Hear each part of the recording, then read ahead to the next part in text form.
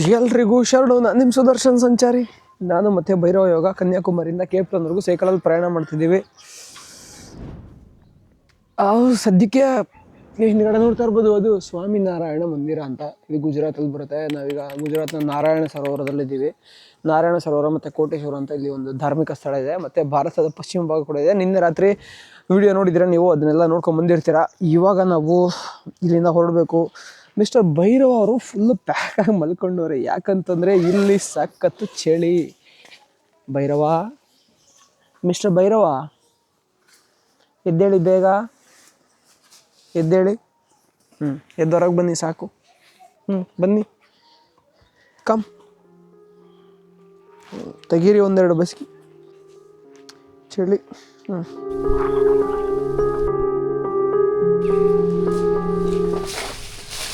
ಯಾರು ಗುರು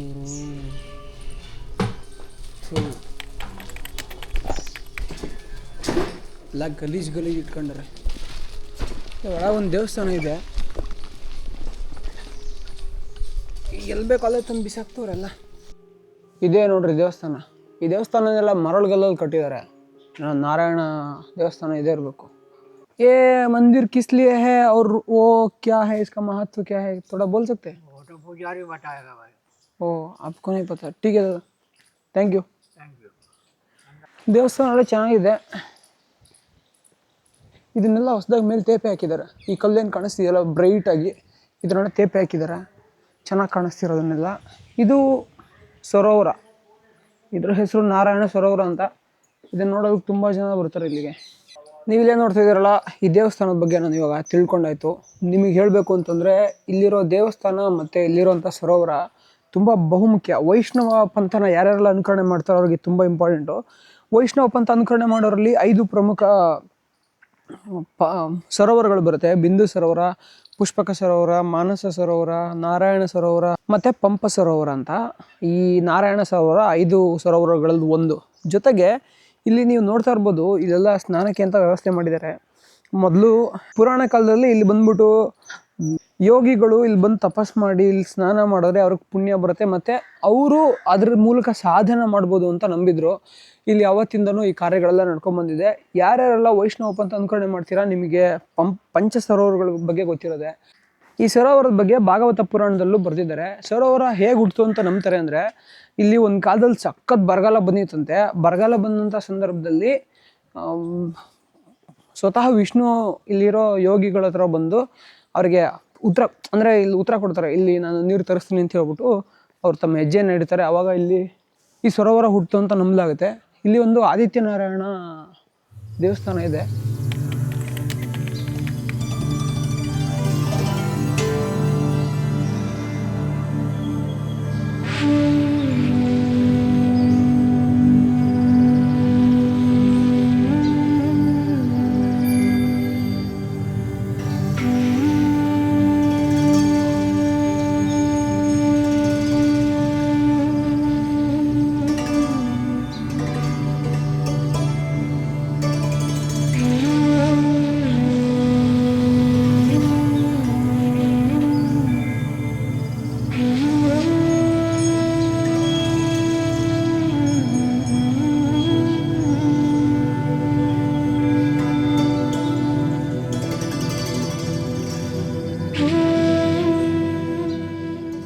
ಇವಾಗ ಇನ್ನೊಂದು ದೇವಸ್ಥಾನ ಇದೆ. ಇದು ತುಂಬ ತೀರ್ಥಕ್ಷೇತ್ರ. ಇಲ್ಲಿ ಒಂದು ಕೋಣ. ಈ ಊರು ತುಂಬ ಬರೀ ದೇವಸ್ಥಾನಗಳಿವೆ. ಕೋಟೇಶ್ವರ ಮಂದಿರ ಅಂತಿದೆ ಒಂದು ವಿಷ್ಣು ಮಂದಿರ ಇದ್ದರೆ ಇನ್ನೊಂದು ಶಿವ ಮಂದಿರ. ಇದು ಬಹುಶಃ ಇದು ಪಾರ್ವತಿ ಮಂದಿರ ಅನಿಸುತ್ತೆ. ಇದು ದೇವತೆಯ ಹೆಸರಿದೆ ಈ ದೇವಸ್ಥಾನಕ್ಕೆ. ಒಳಗೋಗಿ ತಿಳ್ಕೊಳ್ಳೋಣ ದೇವಸ್ಥಾನದ ಬಗ್ಗೆ. ಇವಾಗ ನಾವು ಕಮಲಾದೇವಿ ಮಂದಿರಕ್ಕೆ ಬಂದಿದ್ದೀವಿ. ಇಲ್ಲಿ ಏನಪ್ಪ ಅಂತಂದರೆ, ತುಂಬ ಜನ ವೈಷ್ಣವ ಪಂಥದವರು ಈ ದೇವತೆಯನ್ನು ಕುಲದೇವತೆಯಾಗಿ ನಂಬ್ತಾರೆ.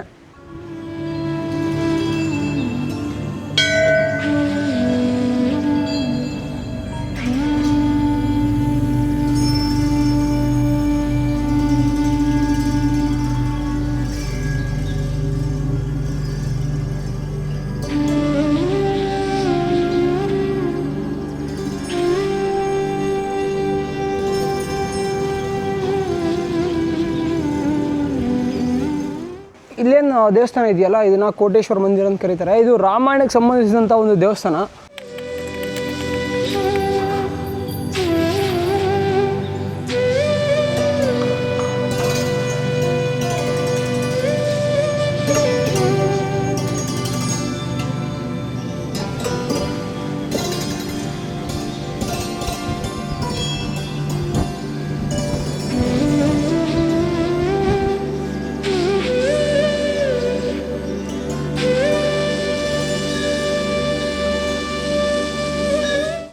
ನಾವು ಇವಾಗ ಲಖ್ಪತ್ ಕಡೆ ಹೋಗ್ತಿದ್ದೀವಿ. ಇಲ್ಲಿಂದ ಲಖ್ಪತ್ 28 ಕಿಲೋಮೀಟ್ರ್ ಇದೆ. ಭೈರವ್ ಅವ್ರು ನಿಂತ್ಕೊಂಡವ್ರೆ. ಏನಕ್ಕೆ ನಿಂತ್ಕೊಂಡವ್ರೆ ಅಂದರೆ ಇಲ್ಲಿ ಜಾಸ್ತಿ ಸ್ವಲ್ಪ ಚಳಿ ಇದೆ, ಅದಕ್ಕೆ ಬಿಸಿಲು ಕಾಯಿಸ್ತಾವ್ರೆ. ಒಳ್ಳೆ ಬಿಸಿಲು. 27 ಕಿಲೋಮೀಟ್ರ್ ಇದೆ ನೋಡಿ. ಆವಾಗಲೇ ಅಲ್ಲಿ 28ರಿಂದ 27ಕ್ಕೆ ಬಂದ್ಬಿಟ್ಟಿದ್ದೀನಿ ನಾನು. ಇದೇ ಥರ ಜಾಲಿ ಅಕ್ಕಪಕ್ಕ ನಡುವೆ ಒಂದು ರಸ್ತೆ.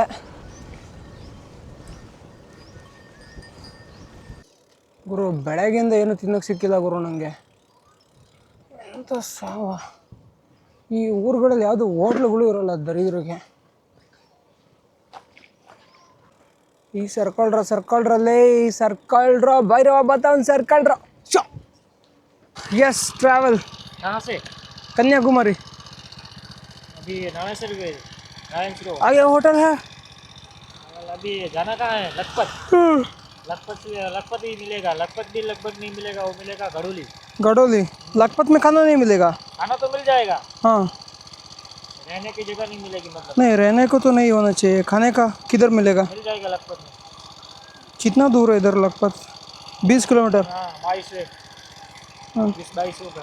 ठीक है, चलते हैं. ठीक है ना, बाय. नाम क्या है आपका? भरत. हाँ ठीक है भाई, चलता है. 20 ಕಿಲೋಮೀಟ್ರ್ 1.5 ಗಂಟೆ ಈ ಎದುರುಗಾಳಿನಲ್ಲಿ. ನಾನು ಹೋಟ್ಲ್ ಬಗ್ಗೆ ಯೋಚನೆ ಮಾಡ್ತಿದ್ದೆ. ಇಲ್ಲೊಂದು ಗಾಡಿಯವ್ರು ಬಂದ್ಬಿಟ್ಟು ನಿಲ್ಲಿಸ್ಬಿಟ್ಟು,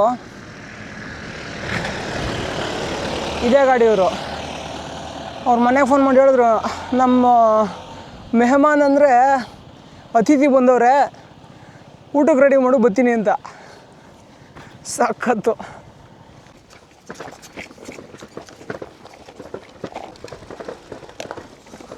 रख दो अपना गाड़ी मस्त. नहाने का तो सुबह ना लिया, धोने का कुछ नहीं है. धोने का कुछ नहीं है, खाली. अयोध्या से बंदा आया था, ओके. तो उधर में मैं बाइक से था. हाँ हाँ. वो मेरा रील बहुत वायरल गया था. मिलियन प्लस गया था. हाँ. ऐसे ट्रैवलिंग में कहीं भी किसी बंदे को देखता हूँ ना, हाँ तो अपने को क्या है कि इधर में उसको ऐसा होना चाहिए कि यार कोई बंदा है. ठीक है. हाँ. जैसे आप लोग घूम रहे हो बिंदास, हाँ. ठीक है, तो आप लोग को सपोर्ट भी तो जरूरी है. हाँ हाँ बाकी कुछ नहीं तो इतना तो कर ही सकते हैं. ಹಾಂ ಕರೀಸುತ್ತೆ. ಸೊ ಇದು ಇವ್ರ ಮನೆ. ಇವ್ರದ್ದು 100 ಎಕರೆ ಜಮೀನು ಇದೆ ಅಂತೆ. 100 ಎಕರೆ ಜಮೀನ್ದಾರ್ ಇವರು. ಮನೆ ನೋಡ್ತಿರ್ಬೋದು, ಬಟ್ಟೆ ತೊಳೆಯೋದು ಮಷೀನ್ ಎಲ್ಲ ಇಟ್ಟವ್ರೆ. ಲೈ ಮೇರೆ ಹತ್ತಂಗಿಲ್ಲ. ಇನ್ನು ಈ ಕಾಲು ನೋವಾಗೈತೆ. ನಾಳೆ ಇನ್ನೊಂದು ಸರಿ ಆಸ್ಪತ್ರೆಗೆ ತೋರಿಸ್ಬೇಕು ನನಗೆ. ಓ ದೊಡ್ಡ ಮನೆ ಗುರು.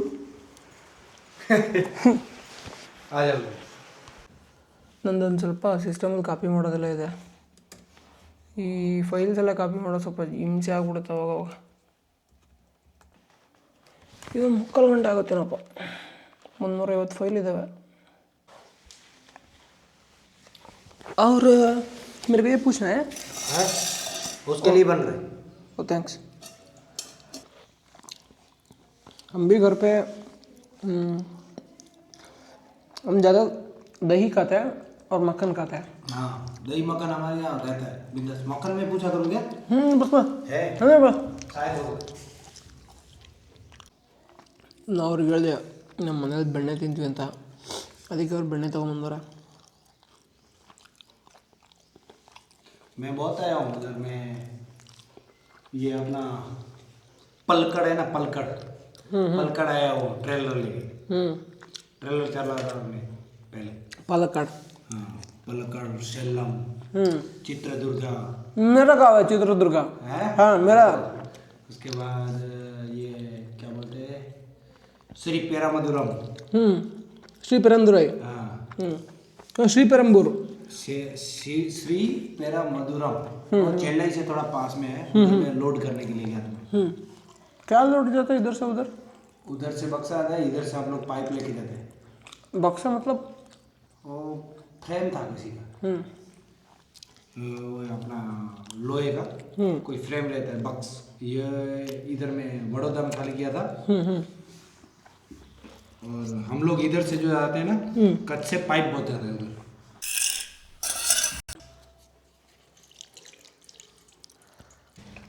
ಭೈರವ್ ಅವ್ರನ್ನು ಊಟ ಮಾಡ್ತವ್ರೆ. ಅವ್ರಿಗೆ ಅನ್ನ ಮೊಸರು.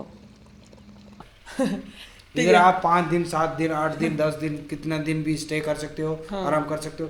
ये मेरे पापा इसमें नाइट में ओनली फॉर पापा रहते हैं, ठीक है, नाइट में इधर में रहते हैं। वो क्या हम लोग में ऐसा है कि जो मतलब मेरी वाइफ है ना, वो उनसे घूंघट करती है ऐसे करके, ठीक है।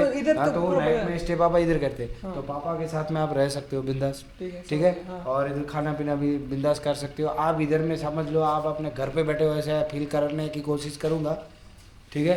आप बिंदास आ सकते हो। और आपका कोई दोस्त वोस्त कोई भी आए तो हाँ उसको भी आप बिंदास बोलो कि वो बंदा उधर में है, वो बंदा आपको जितना हो सकेगा उतना करे, ठीक है। चलो इतना जो जितना भी हुआ अच्छा हुआ। आपको क्या नंबर चाहिए था? हाँ, मैं मिस कॉल देता हूँ, आप उधर आएगा तो मेरे को बोलना। 9497 ಹಾಂ ಬಾಯ್. ಮತ್ತೆ ಸೈಕಲ್ ಪಂಚರ್ ಆಗಿದೆ.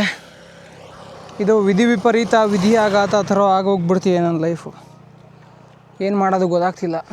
ಹೊಸ್ದಾಗಿ ಪಂಪ್ ತಗೋಬೇಕಿತ್ತು, ನಾನು ಇಗ್ನೋರ್ ಮಾಡ್ತಿದ್ದೀನಿ ಅದನ್ನು. ಪಂಪ್ ತಗೋಬೇಕು, ಇಲ್ಲ ಅಂದರೆ ಇಲ್ಲಿ ಬದುಕೋಕ್ಕಾಗಲ್ಲ.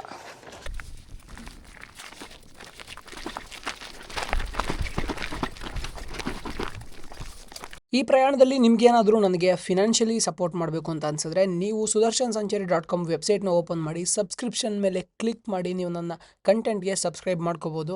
ಅಲ್ಲಿ ಬೇರೆ ಬೇರೆ ಮಾಡೆಲ್ ಆಫ್ ಸಬ್ಸ್ಕ್ರಿಪ್ಷನ್ ಇರುತ್ತೆ. ನಿಮ್ಗೆ ಯಾವ್ದು ಇಷ್ಟ ಆಗುತ್ತೋ ಅದನ್ನು ನೀವು ಸಬ್ಸ್ಕ್ರಿಪ್ಷನ್ ತಗೋಬೋದು. ಇದರಿಂದ ನನಗೆ ಹ್ಯಾಸಲ್ ಫ್ರೀ ಆಗಿ ಟ್ರಾವೆಲ್ ಮಾಡೋದಕ್ಕೆ ತುಂಬ ಸಹಾಯ ಆಗುತ್ತೆ. ಸಲಾಮ್ ಅಲೈಕುಮ್. मेरा साइकिल पंचर हो गया. मैं बहुत दूर से आया. कन्याकुमारी. हाँ, मेरे को खाली पंप चाहिए, मेरे पास सब सामान है. किसी से पूछ के देना, मदद हो जाएगा.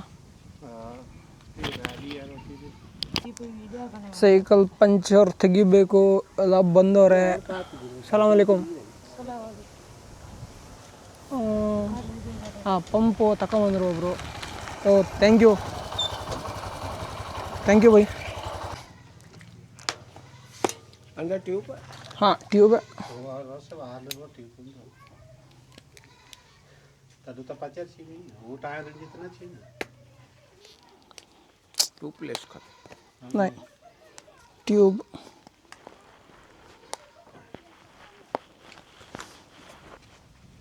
ट्यूब टायर नहीं, टायर इंडिया का है ना, पानी का थोड़ी ज़्यादा होगी तो देखा मिला एक.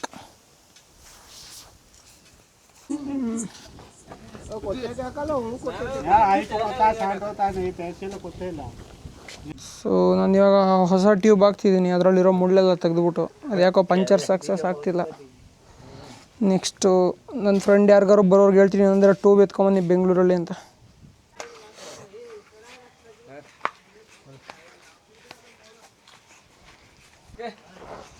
पठानी ड्रेस है ना, पठानी कपड़ा, पठानी बहुत अच्छा लगता है. आराम खुला खुला रखता है.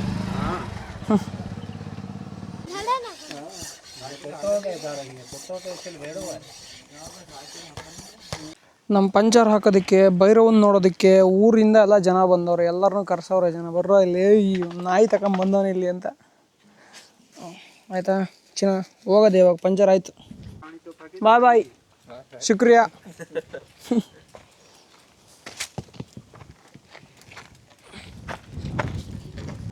Thank you.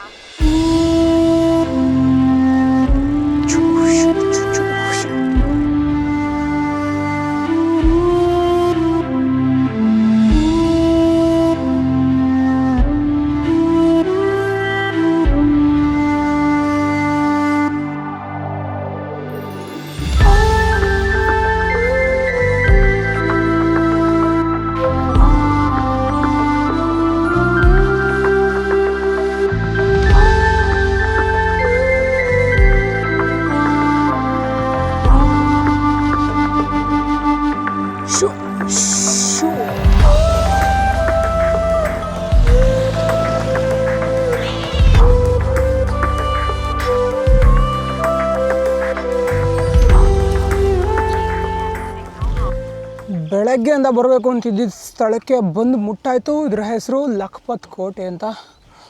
ತುಂಬ ದೊಡ್ಡ ಕೋಟೆ ಗುರು ಇದು, ಇವತ್ತಿಗೂ ಜೀವಂತವಾಗಿದೆ.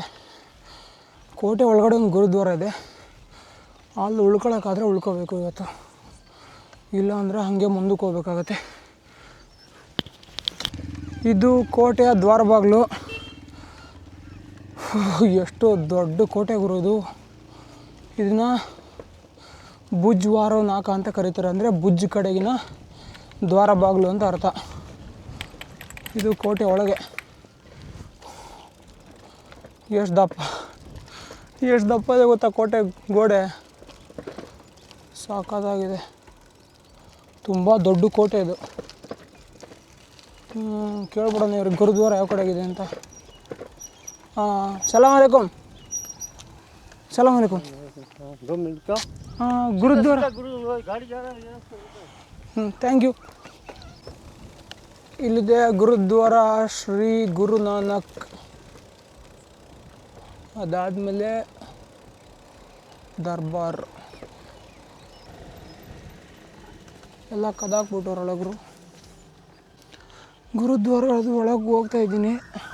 ಉಳ್ಕೊಳಕ್ಕೆ ಜಾಗ ಕೊಡ್ತಾರೋ ಇಲ್ವೋ ಅನ್ನೋದೇ ದೊಡ್ಡ ತಲೆನೋವು ಇವಾಗ, ಯಾಕಂದರೆ ಭೈರವ ಇದನ್ನ ಜೊತೆಗೆ. ಅದಕ್ಕೆ ಮೇರಾ ನಾಮ್ ಸುದರ್ಶನ್, मैं आया कन्याकुमारी से और मेरा साथ एक कुत्ता है और हम दोनों साइकिल पे घूम रहे हैं.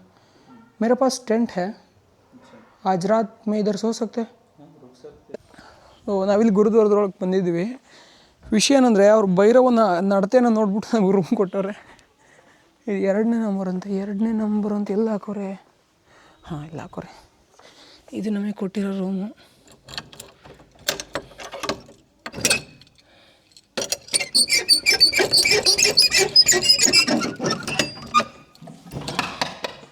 ನೋಡ್ತಾ ಇರ್ಬೋದು ರೂಮ್ ಹೆಂಗಿದೆ ಅಂತ. ಸಾಕಾಗಿ ದೊಡ್ಡದಿದೆ ರೂಮು, ಲೈಟ್ ಗಿಟೆಲ್ಲ ಇದೆ.